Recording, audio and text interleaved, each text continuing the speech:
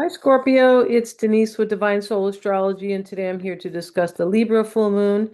And that's happening on April 1st. That's at 7:12 p.m., and that's Pacific Daylight Time. And so please check for your own time around the world. Okay, so yeah, the full moon in Libra is exciting. Why is it exciting? Because it emphasizes our relationships and how we interact with them because they are so very important to us, aren't they? All right. And just kind of creating balance and, harmony in our life. That's what Libra is really trying to do with the scales, right? Sometimes to a fault, but on the first, when we have the Libra full moon, we are going to have the sun, which will be at 12 degrees of Aries, opposing the moon, which will be at 13 degrees. So that's what a full moon is always about. It is always about the sun and the moon, and they are in opposition to one another because they are trying to create something. They are trying to, the divine masculine with the sun and the feminine with the moon is trying to merge our emotional side, our intuitive side, our feminine side, really, with the masculine side of the sun. And because the sun talks about our sense of self, it is life. Sun is it's life. It is our ego as well. So the sun can be how, it is not can be, but the sun is how we show ourselves out in the world, really. That's our sun sign. So when we have the sun and the moon, opposing one another, it's asking for change. And this is why, and to merge these two energies wherever they really are in your chart, right? So when we have the opposition, it is pushing for change, really, and a merging, a balance, trying to establish some type of equilibrium. Okay, so, and when we have the full moon on the first, it will be there's lots of energy in Pisces and Aries right now, right? Aries is the opposite sign of Libra. And so this is the axis really of the self, Aries, and where the full moon is, this is the where the couple is, or the other person. And so, that is an axis in itself. And all the signs have an opposite sign. And what that is, it's trying to teach us something, right? The opposite energy, the energy of the opposite sign is trying to teach us trying to help us. And when we merge that energy with our energy with the opposite sign, with some of the qualities there, this is when we evolve. Yeah, it is. So the chart is always trying to show us how to live better, and happier and more grounded and things like that. That is the whole idea of the chart. It is your own personal life map. And the chart is definitely trying to show us how to evolve, how to reach the north node of fate, and yeah, and things like that. So when we have the new moon, I mean the full moon, I beg your pardon, Libra invites us to understand more deeply our partnerships and how we interact with others, right? Doesn't necessarily have to be a relationship itself, but how we relate to others. Yeah, and also our perspective on what is fair and balanced in our lives. Libra invites us to see the beauty in our lives. Okay. I beg your pardon. I think I took a breath in when I'm speaking.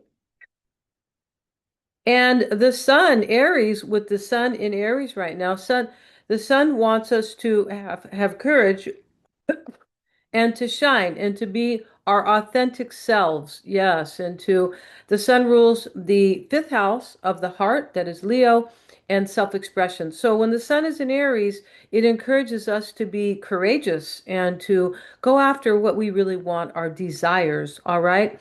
So Pisces is there's a lot of energy still in Pisces, right?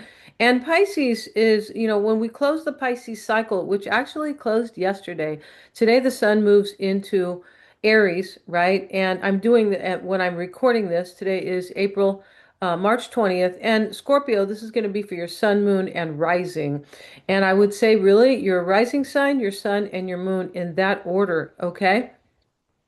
Now, the sun will conjoin Chiron. Oh, I was talking about Pisces, right? So we move through Pisces and a lot of us can be in reflection. So when we close the Piscean cycle, Now we are entering into Aries, which is, as I said, to have drive and move towards something new and have the courage to do so. But while we're in Pisces season, it was asking us to reflect on, on visions, on dreams, or what are we dreaming of and what do we really want, right?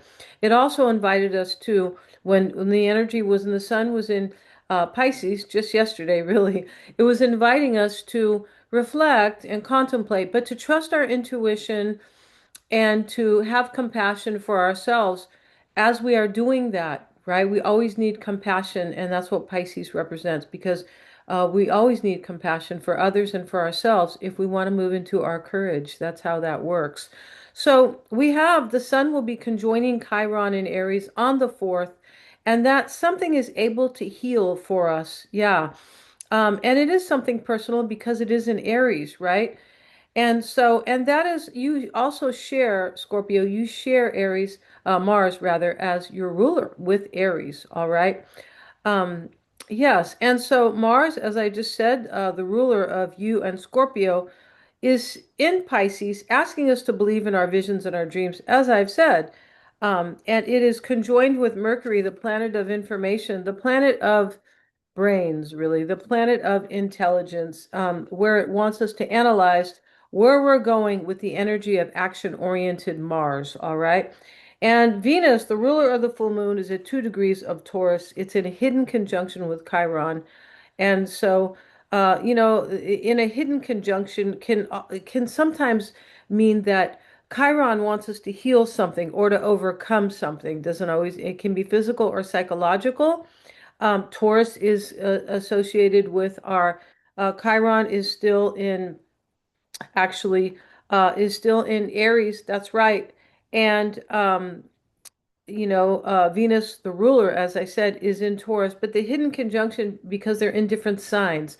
So sometimes when we have a hidden conjunction, it can really mean that we're kind of healing, but we might not realize it. Yeah. And so, which is a great thing. Or we're overcoming something, right? And then one day we go, oh, I'm not in that. I don't worry about that anymore, or something like that.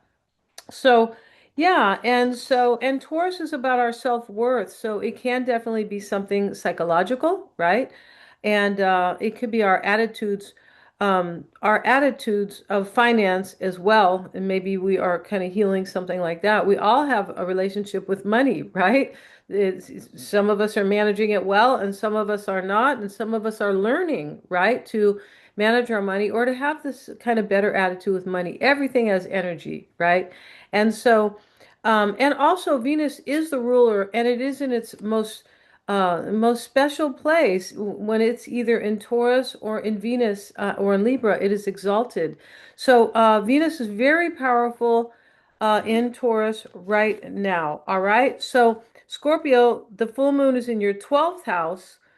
Um, it sure is. And the 12th house is the house of endings. It is the house of release, surrender and release. And really, it has a lot to do with surrendering to the divine. And I now believe in my intuition, and I'm not going to worry about things. As I said before, the 12th house can be a place of worry, but it invites us to transcend and overcome the ego. So the full moon is there. You may be letting go of something, Scorpio, definitely. All right. Now, the sun is opposing the full moon from your 6th house of service and work, health and wellness, and also your daily routines or your lifestyle, right? So this is the 6th house is the house of what makes our life work. We need our health, we need a job, or we need, career or, or a business. We need those things. Most of us, unless you're retired, that is the 6th house. It's also about daily practical matters, and those things are our habits too, and those things are helping us function better in this world, right? We all need really good habits. We sure do. And the sun is in Aries, also ruled by Mars, your natal ruler. I think I mentioned that to you, right? Now, I was talking about you could be letting go of something. You may be letting go of a relationship because, right, that's where the full moon is happening in your 12th house of endings, but it's happening in Libra, which is relationships, right? So maybe you're letting go of one. You could be letting go of one that's impractical or that doesn't serve you anymore. That could be the case. Or maybe your attitude toward relationship Scorpio could be, right? And so we were talking about Venus, and I did hit on that. And Venus is in your seventh house of relationships, harmony and balance. So you're really going to be feeling the full moon come the first on in some way for sure, because and also that Venus will be where it's so powerful in Taurus, in the sign of Taurus, very powerful in the seventh house. It rules the seventh house and it rules the second house, Venus. So this house where Venus is sitting for you, Scorpio, is in it's also in the house of, I said, harmony and balance and relating, any type of partnerships, but opponents and legal matters. So, and when we say opponents, it can be anybody. It can be you haven't, like, you don't agree with somebody on something, right? You guys are always kind of at, well, I believe in that way and you believe that. And there's some type of a little bit of an argument. It can't talk about opponents in a real way, right? And legal matters. So, maybe something is ending there for you, or, regarding a legal matter. That will depend, of course, on your own life and your actual own, your unique, your natal chart. So we also have Mars. Natal Mars is in Pisces, and this is in your house of love and pleasure. This is the house of desires and romance, and this is also your self-identity and your self-expression, kind of how you see yourself or how you show yourself. This is about creative pursuits, children's talents, and hobbies, right? It's the fun house as well. And as I said, that love and pleasure, it can be entertainment as well. So Mars in is in Pisces, and Neptune, the ruler of Pisces, right? And Pisces has two, Jupiter, both Jupiter and Neptune here. But they're kind of in each other's places. So there's a lot of energy there with Pisces and Neptune and Mars, yes, and Aries. So they're kind of swapping. They're in each other's house or sign, really. So, yeah. And so there is a sharing of energy, as I said, where Mars in Pisces wants us to believe in our dreams and to imagine a future, imagine and believe in that, right? And have faith in that. And so, Neptune in Aries is about invites us to act on those dreams and to believe in yourself. And that's what I was saying about the energy, right? The full moon is making a square to Jupiter, Scorpio. Jupiter is the great benefic, wants us to grow and expand. But sometimes Jupiter will come in, maybe even with a square, because a square is it's a it's a it's a challenging aspect where think of, you might be it can invite us to think outside the box because we're feeling the box, the square, right? We're feeling the challenge. So this is usually of course, inner tension, but this is encouraging growth and expansion. And Jupiter is in Cancer for you, Scorpio, and that is another very psychological sign, like you are, all right? And so Jupiter in Cancer, the sign ruled by the moon, and we're right now we have the square is from both the sun and the moon. So this can be about your self-expression. It can be about your relationships or relating, things like that. There could be something hidden for you as well, because I believe I wonder if that is your eighth house, as I think of Cancer for you here. It's your ninth house of higher purpose. Wow. And so with Jupiter is at home in the ninth house. It rules the ninth house. Yeah, I missed that on my notes here. But yeah, and so, there could be something hidden psychological here, but you could really be kind of in this energy where you're growing or you have a higher purpose because there's something you're leaving behind, Scorpio. There is something you're leaving. And it seems like there is something definitely that you are learning, right? The ninth house is the house of higher education and learning, and that's where Jupiter sits for you, and it represents that as well. So, yeah, and so also, Cancer is about home and family, and it is about our emotions. So with Jupiter there being squared, excuse me, by the sun and the full moon, there can be, it's like it's kind of pushing you either to grow or to reach for your higher purpose. Um, yeah, it can be definitely pushing for kind of really learning something and understanding it at a very high level. That is Jupiter. And Jupiter can also like influence you and like maybe create tension for you, but also you're seeing the enthusiasm in it. But Jupiter will come in and take us if we are not growing, it'll take us out of the situation that we are in. Yeah, if we're not expanding and even if you don't like, if you're not enthused about things, it's like you don't belong here anymore. So we need to take you, Jupiter needs to take you out. Yeah. And so we also have the moon is sextiling Lilith for you, Scorpio.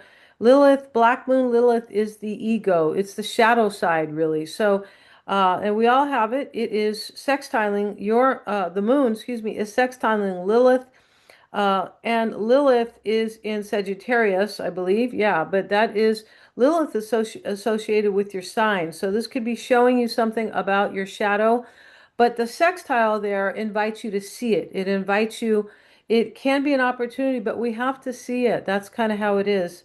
And that's how astrology is, like there can be a lot of learning in our chart and really showing us about many, many things in our life. And but trying to help us evolve. But they say many of us need like three tries, right? And that may be true because I could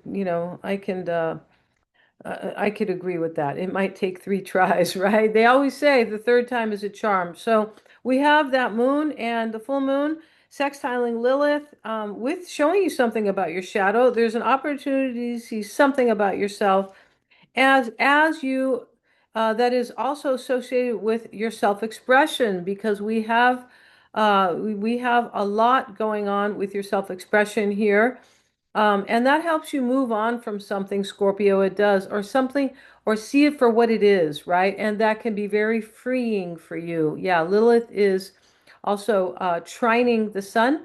The trine is, we think of it, it's a triangle, but what it is 120, 120-degree aspect. But it really is something powerful and supportive for you when we have the trine. It's a little bit more important than the sextile, right? Those are both favorable aspects for you. But Lilith is trining the sun, and this helps you to see yourself more clearly and in a more practical way. So thank you so much for joining me here, Scorpio. If you like my content, please like, share, and subscribe, helping me to get to the 1,000 subs I need. If you like a reading with me, I have all kinds of great readings and on my website, which is in the description box below. I'm also a psychic. I do tarot, and also hit the little bell if you want to be notified of my next upload. So thanks so much, Scorpio, for joining me here today.